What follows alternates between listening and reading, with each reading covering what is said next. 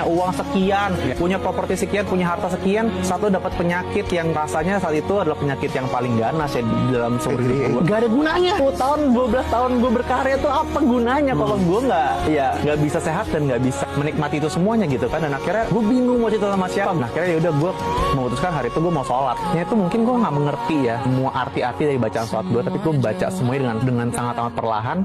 Dan di tengah-tengah sholat itu gue nangis sendirian di kamar hotel gue, nangis.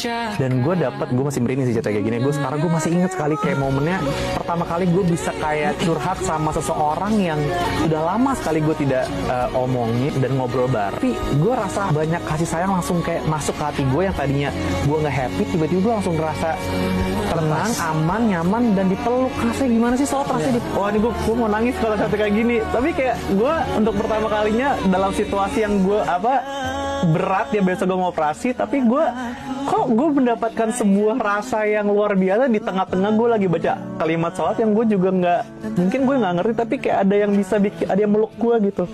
Sampai hari ini ya gue sangat amat bersyukur malahan dikasih penyakit dan dikasih momen itu, karena kalau enggak kayaknya gue nggak punya koneksi itu, dan sampai sekarang alhamdulillah gue merasa cukup gitu. Ya kekurangan gue, semua penyakit gue segala macam, tapi gue nggak pernah melihat ini sebagai sesuatu ujian lagi gitu. Ini adalah sebuah karunia gitu yang Tuhan kasih ke gue. Dan akhirnya di saat itu gue ngerasa sholat itu, dari hari itu gue sholat itu bukan karena gue kewajiban, tapi kayak sebagai tanda gue bersyukur. Karena kalau gue nggak sholat rasanya gue nggak bersyukur gitu. Jadi gue malu sama diri gue sendiri.